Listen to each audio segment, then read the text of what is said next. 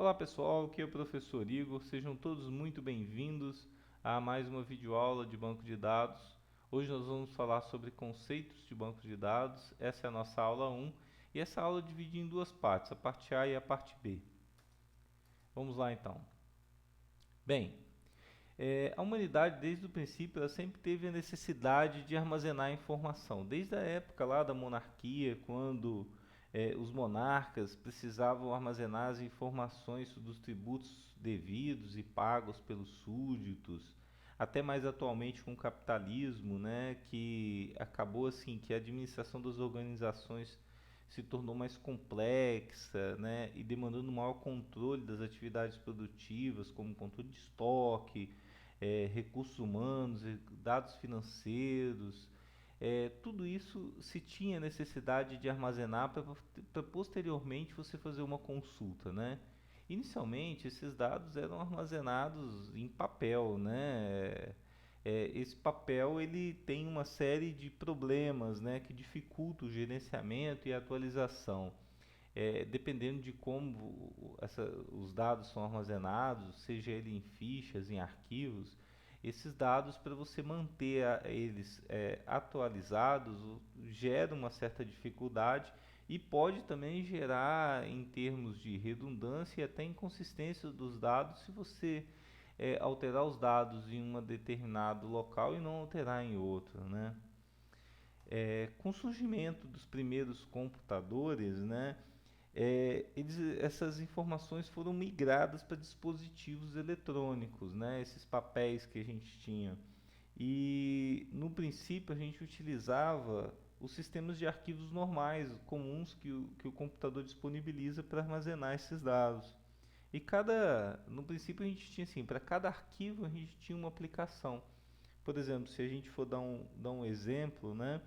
A gente tinha um arquivo, por exemplo, de férias e um aplicativo que controlava essas férias dos funcionários. Eu tinha um arquivo de funcionários, né, do cadastro de funcionários, e eu tinha também aquele aplicativo que controlava os dados das férias daqueles funcionários.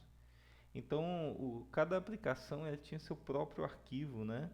E isso, devido a essa característica, a gente acabava tendo assim redundância das informações, porque se eu tinha um aplicativo de cadastro de funcionário, eu ia ter o nome dos funcionários, e eu tivesse também um outro aplicativo com arquivo separado que controlava as férias desses funcionários, eu também teria o nome dos funcionários.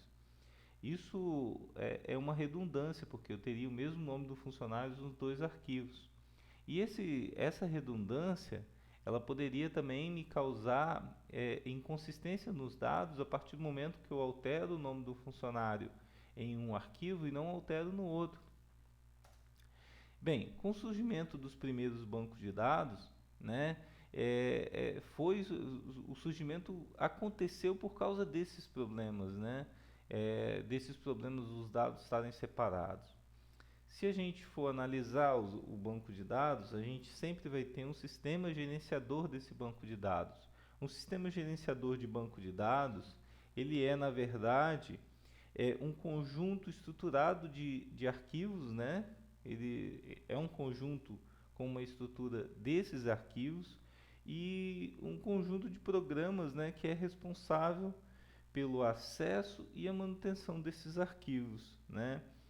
É, então, nesse novo modelo, a gente passa a ter um centralizador de informação, que seria o banco de dados, né, onde todos os dados estariam centralizados ali, e diversas aplicações, né, como mostra aqui a imagem, acessando aqueles dados. Então, nesse novo modelo, por exemplo, a gente teria um cadastro de funcionário que estaria acessando esse banco de dados, uma aplicação que seja de férias também acessando esse banco de dados, e os dados eles estão todos no mesmo local centralizado. Então a gente pode definir um sistema gerenciador de banco de dados, né, também como um software que gerencia um grande volume de informação, né? Se a gente considerar que todos esses dados eles vão estar presentes ali. Então, assim, qual a desvantagem de se não utilizar um banco de dados e por que a gente precisa utilizar um banco de dados, né? A redundância e a inconsistência, né, é um problema que acontece quando a gente não utiliza banco de dados, né? Quando a gente tem diferentes aplicações separadas e os dados eles necessitam ser replicados para que eu possa pegar a mesma informação, por exemplo, do cadastro de funcionário, o nome do funcionário tem que ter no cadastro dele, mas tem que ter também na aplicação de férias. Então isso é uma redundância. E a inconsistência, logicamente, acontece quando eu altero a informação em um local e não altero em outro.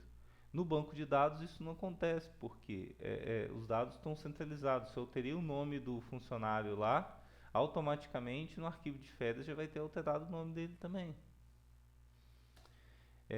Dificuldade de acesso aos dados, né? Como os dados eles estão espalhados em várias aplicações, essa informação fica difícil da gente buscar ela. Por quê? Voltando ao exemplo lá do arquivo de funcionário e o arquivo de férias, suponhamos que você queira saber assim, eu queria saber todos os funcionários que têm mais de 40 anos que estão de férias. Então assim, eu estou agrupando informações que eu tenho em uma aplicação e em outra aplicação. Para a gente agrupar essas duas informações, a gente teria que talvez gerar um relatório em um local e em outro local e fazer manualmente, porque a gente vai ver mais na frente, por exemplo, nas consultas de banco de dados, que quando a gente está usando o banco de dados, esse tipo de situação é muito simples, que eu posso relacionar as duas tabelas, tabela de funcionário com a tabela de férias, e fazer uma consulta dessa com o SQL muito simples. Isolamento dos dados, né? Os dados espalhados em diferentes arquivos e formatos diferentes também, porque a gente não vai achando que se foi desenvolvido duas aplicações separadas, essas duas aplicações podem ter sido desenvolvidas em linguagens de programação diferentes e a forma de armazenamento também diferente. Então, para a gente fazer uma aplicação que utilize esses dois dados é praticamente inviável, né? Muito difícil a gente desenvolver aplicações para recuperar esses dados em conjunto. Bem, anomalias de acesso concorrente. É lógico que esses dados, estando armazenados ali, a gente vai ter, por exemplo, vários funcionários acessando eles ao mesmo tempo. Essas anomalias de acesso acontecem normalmente quando a gente tem várias pessoas acessando a mesma informação. A gente pode dar um exemplo simples, por exemplo, uma conta conjunta, quando a gente tem, por exemplo, suponhamos que a gente tenha R$ 100 uma conta conjunta em duas pessoas. Essas duas pessoas em dois bancos diferentes tentam fazer o saque e essas pessoas lá não fazem o saque ao mesmo tempo. Se a gente não tiver um controle de acesso concorrente bem organizado, pode ser que o sistema ele permita as duas pessoas fazerem um saque, né, ao mesmo tempo e acabando gerando uma inconsistência da base de dados, né? Problemas de segurança, né? Esses problemas de segurança, a gente tem que ter formas de permitir o acesso, né, a determinadas pessoas, a determinadas partes do sistema. Quando a gente trabalha com arquivos separadamente, eu não posso restringir o acesso a determinadas partes. Por exemplo, não quero que todas as pessoas tenham acesso ao salário dos funcionários. Nem todas as pessoas podem ver esse salário de determinados contra-cheques dos funcionários. A mesma coisa, por exemplo, em relação ao financeiro de uma empresa. A gente tem que restringir o acesso aos dados a determinadas pessoas. Então, quando a gente utiliza banco de dados, a gente tem como restringir esse acesso. Mas quando os arquivos estão isolados, separados em várias aplicações diferentes, em vários formatos diferentes, isso daí é inviável, né? Todo mundo tem acesso àquilo ali. Se tiver acesso àquela aplicação, ele vai conseguir ver os dados. E problemas de integridade, né? Os problemas de integridade é que o sistema deve respeitar as regras de integridade impostas, né? Por exemplo, eu não posso ter, por exemplo, uma conta com saldo negativo. Então, automaticamente, eu não posso permitir que os dados sejam alterados de forma que aquela integridade ou aquela regra seja, né, ferida. Eu não posso deixar. Então, se eu permito que o sistema altere os dados de forma que regras do nosso mundo real não reflitam lá naquela base de dados, eu firo a integridade do sistema, né, da aplicação.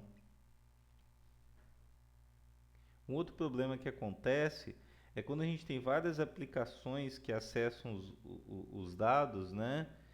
Cada aplicação ela vai ter sua própria regra de integridade. Então a regra de integridade não está dos dados, né? Ela está em cada aplicação. E se a gente tem que alterar essas regras de integridade, eu tenho que alterar em várias aplicações. Quando a gente usa banco de dados, essas regras de integridade, a gente delimita elas dentro do banco de dados. E se eu tiver lá 10, 20 aplicações que acessam os dados, se eles tentarem de alguma forma alterar os dados, de forma que vai ferir aquelas regras que a gente estipulou de integridade, por exemplo, o saldo não pode ficar menor do que zero. Se alguma aplicação, qualquer que seja, tenta fazer um saque e aquilo ali vai deixar os dados, né, com saldo menor, a conta com saldo menor do que zero, automaticamente o banco de dados retorna um erro. Então, essa integridade ela é centralizada num local único, né? O que não acontece quando a gente não está utilizando o banco de dados. No banco de dados, isso fica tudo centralizado, né? E fica mais fácil a gente fazer o controle, né? Vamos lá. Então, o objetivo do banco de dados é uma interface, a gente tem que ter uma interface amigável, né? Essa interface amigável é para armazenamento e acesso aos dados, né? Então, você imagina que a gente tem que ter uma interface, por exemplo, para fazer consulta dos dados, para fazer relacionamentos, não só pelas aplicações, porque a grande vantagem é que a gente pode ter um volume grande de informações e em determinado momento eu não preciso construir uma aplicação para poder buscar os dados. Por exemplo, no exemplo lá das férias que a gente falou, se eu quisesse, por exemplo, relacionar a tabela funcionários com a tabela férias, eu poderia, através do banco de dados, perguntar para eles assim, através de um comando SQL, né, que a gente ainda vai aprender o que é. Eu quero que você me passe quais são os funcionários que estão de férias com mais de 40 anos.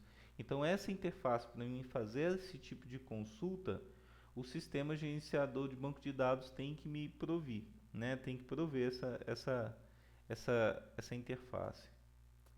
Privacidade, né? A gente tem que assegurar, né, que o sistema permita que a gente estipule as permissões para o usuário, as permissões de acesso, visões e senhas, né, no sistema.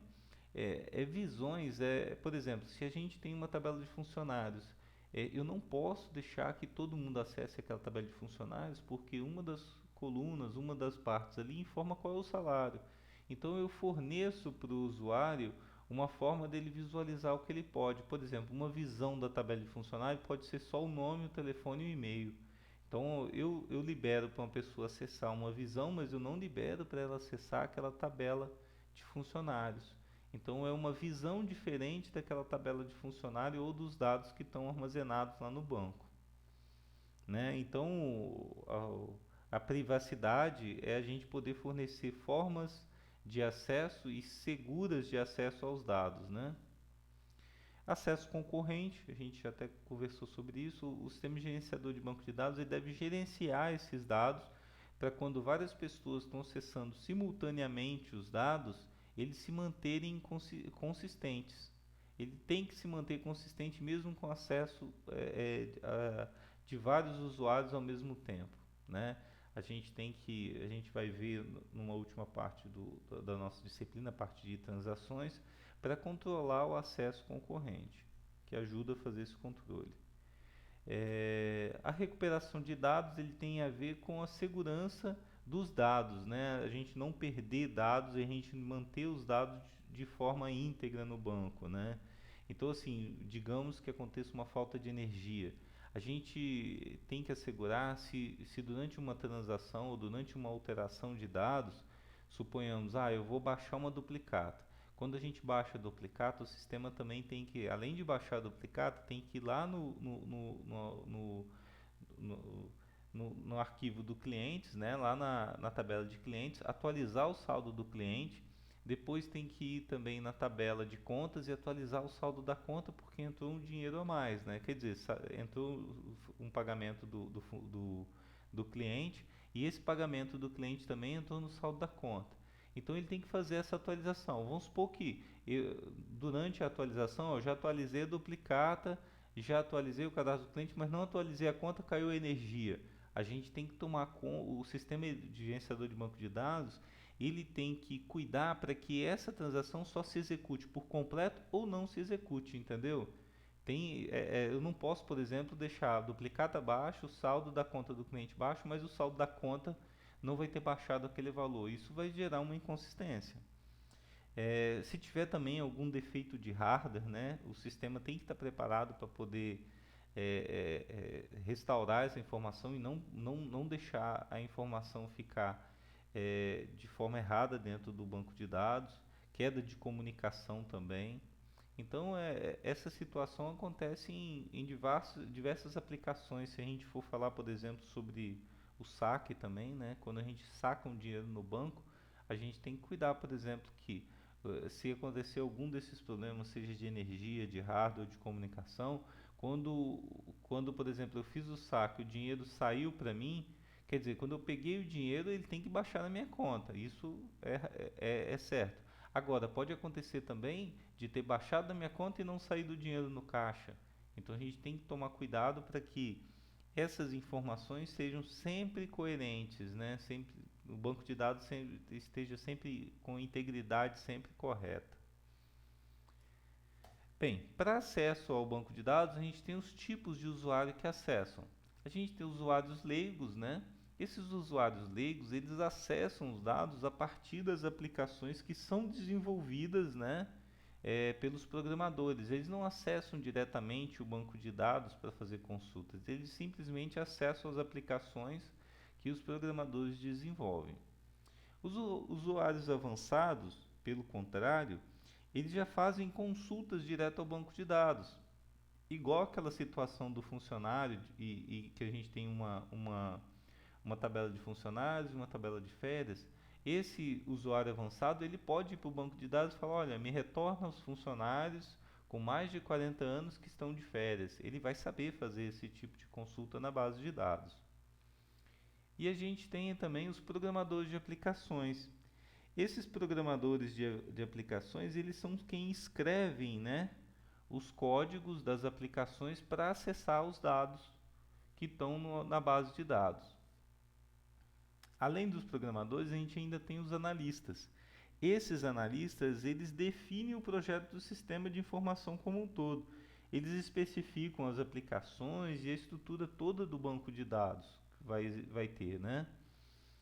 Além do analista, que faz a determinação da estrutura, a gente ainda tem a figura do Database Administrator, ou DBA, ou administrador de banco de dados.